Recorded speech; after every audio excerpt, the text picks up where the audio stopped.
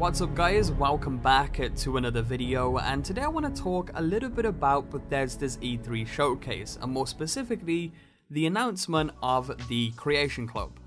Now the Creation Club is hands down the most controversial thing that was announced at Bethesda's E3 showcase, and to give you guys a bit of an idea of what this actually is, and the reason why I'm saying a bit of an idea is because they haven't really given enough info about this yet. In my opinion, but it seems to be an in-game mod storefront for Fallout 4 and SKYRIM Special Edition, where people can go ahead and download this new content that is made from Bethesda and what they've dubbed as the very best of community creators, using credits that you can spend on the Creation Club. Now the problem with this is that in order for you to get those credits, you need to pay for them using in real life money, and that is a very big problem, because that makes it seem like paid mods, although they haven't called it paid mods and they're saying that it isn't paid mods, which leaves a lot of confusion. So just to clarify here, the content that they have, mentioned coming with this is things like new weapons, materials, skins, new outfits, some new locations, new gameplay features, new abilities, the stuff that you would see with mods. Quite frankly, it is mods. They didn't really call it mods, they just mentioned it was content, which of course it is content, but it's mods. It's mods that you are going to need to pay for, that are being made from Bethesda and other third-party community creators. Now they tried something like this a while ago. This seems to be a little bit different, but they tried it with Steam a long time ago and it didn't work. The community went in a bit of an uproar about it. It backfired on them heavily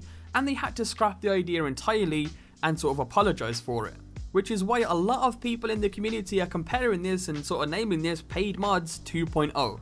Now Bethesda stated that this isn't paid mods, which I'm just really confused. Let's go to their website and see what they stated about this. You can see on screen the question was asked, is Creation Club paid mods? To which Bethesda responds, no, mods will remain a free and open system where anyone can create and share what they would like. Also, we won't allow any existing mods to be retrofitted into Creation Club. It must be all original content. Most of the Creation Club content is created internally, some with external partners who have worked on our games, and by some external creators. All the content is approved, curated, and taken through the full internal dev cycle, including localization, polishing, and testing. This also guarantees that all content works together. We've looked at many ways to do paid mods and the problems outweigh the benefits. We've encountered many of those issues before, but there's a constant demand from our fans to add more official high quality content to our games. And while we are able to create a lot of it, we think many in our community have the talent to work directly with us and create some amazing new things. Now here is where the confusion lies for me, right? They're saying that this isn't paid mods, but technically it kind of is mods that you need to pay for, just mods that are made from Bethesda instead. I mean, again, the content from what you've shown in the trailer, quite frankly, is mods. We see new weapons, we see new outfits and stuff like that. All of this stuff is already available through mods already on the consoles and on PC. Of course, on the consoles, a lot of that stuff is already available on the Xbox. Not so much on the PlayStation 4. The PlayStation 4 has still, been shafted by Sony in terms of what mods are actually available on that platform. But for the most part, a lot of that stuff can already be done. And another question I have, right, is if Bethesda went and made an official mod, what's to stop somebody from making something very similar, if not the exact same, putting it on the Xbox and playing it that way rather than just playing it and buying it through the Creation Club?